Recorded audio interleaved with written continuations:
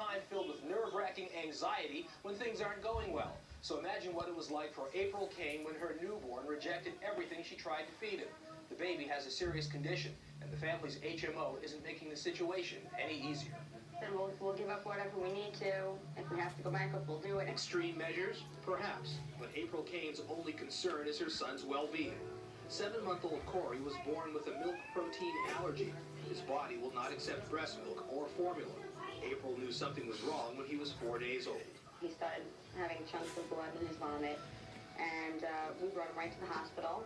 They pumped his stomach, they checked him out, they admitted him for 2 days. After a battery of tests, the doctor sent April and Corey home with a special formula called Nutrimatrine, but Corey's body was rejecting it. So when we brought him home a day later, there was blood coming out in the stools. It was just like liquid. He wouldn't eat, he would sleep 8 hours, and he was a newborn, which normally they're up every 2 or 3 hours to feed. April and her husband took Corey back to the hospital where he was monitored for 3 days. Doctors gave him another formula called Neocate. It turned out to be the magic bullet. Luckily, 2 days of monitoring him on the Neocate, started picking up weight, rehydrated, stopped vomiting, stools returned to normal, and so far he's been thriving and gaining weight on this.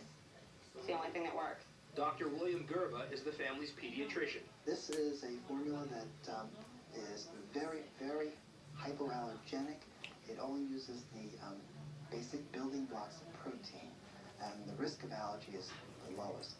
And I really can't imagine what would happen if we didn't have this formula available to us. But Neocate is very expensive. It costs $30 a can, and one can only lasts 2 days. April says they're spending about $500 per month on the special formula, which starts to add up when you consider Corey has older siblings as well. And guess what? The family's HMO, United Healthcare, won't cover the cost of Neocate. I had gotten a letter back from them 4 months later stating that they will not cover it. They don't cover infant formula, and they do not believe that they need to pick this up for him. In the past 6 months, we've had a big hit in our financial status. We have lost 2 of our accounts into collection. We've recently been advised by a credit counselor to file for bankruptcy. April had 60 days to appeal United Healthcare's decision. She says she wrote the appeal. They say she didn't. So we called UHC, and they agreed to extend her deadline. In the meantime, Corey needed his Neocate, so we called SHS, the manufacturer that makes the formula. They agreed to send the family a month's supply for free. He's doing great.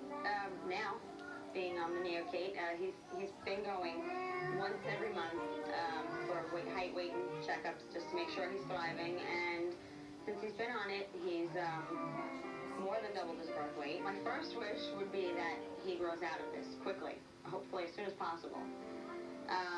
I guess the second wish aside from that would be that United Healthcare would pick this up, would pay for it or help us out until he grows out of it. Well, it looks like April's wish is going to come true. She won her appeal, and United Healthcare has agreed to give the family financial restitution for the past 6 months of missed coverage, and it will now cover the cost of Corey's formula as long as he needs it. If you have a problem, you can write to me here at the station. Care of Help Me Howard, 220 East 42nd Street, New York, 10017. Or you can email me at helpme@tribune.com. Nice work, Howard. Thank you. Great finish to that. Thank you very much. soon. Thank you. Adorable baby. Thank you, Howard.